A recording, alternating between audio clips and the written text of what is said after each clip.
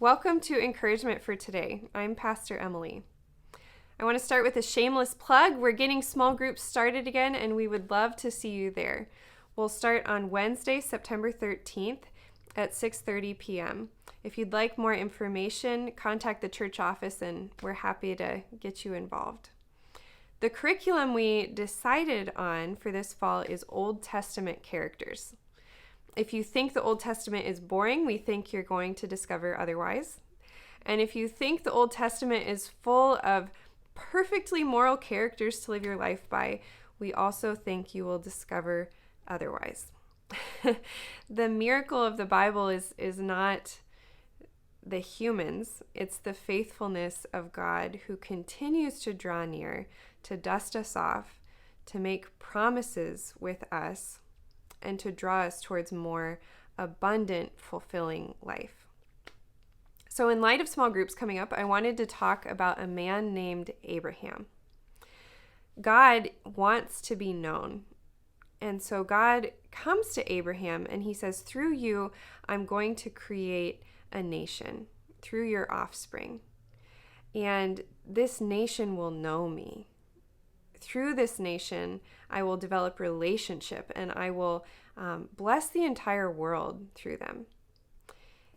This nation, in the story of the Bible, they continue to forget about God and to fall away.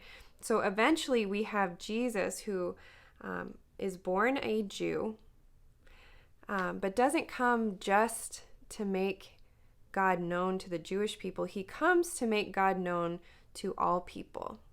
But Jesus needs to be born into a set context in order to be part of this unfolding story of God pursuing God's people, the whole world. So it starts with the man named Abraham. In his elderly age, Abraham is called to go to a foreign land following God. He's asked to trust that he's going to have a son in his elderly age.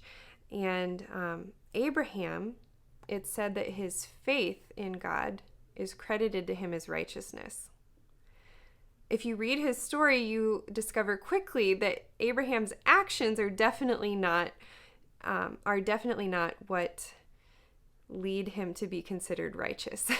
There are two different instances when he's afraid that as he goes into these new lands that his wife, being so beautiful, is going to get him in trouble.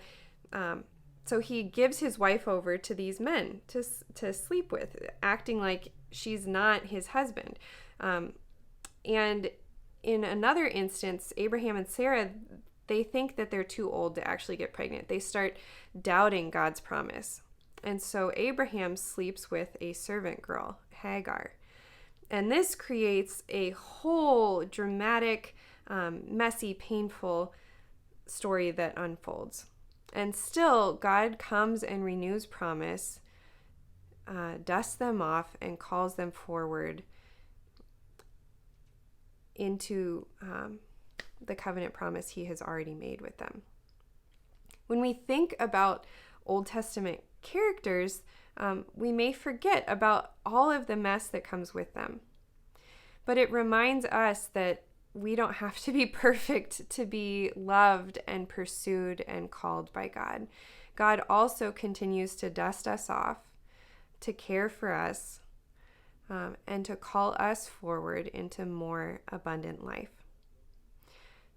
I hope something in Abraham's story is encouraging for you today.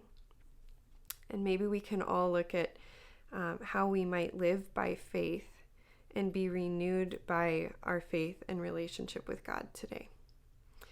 We'll see you again soon, and we hope to see you around the table this fall for small groups.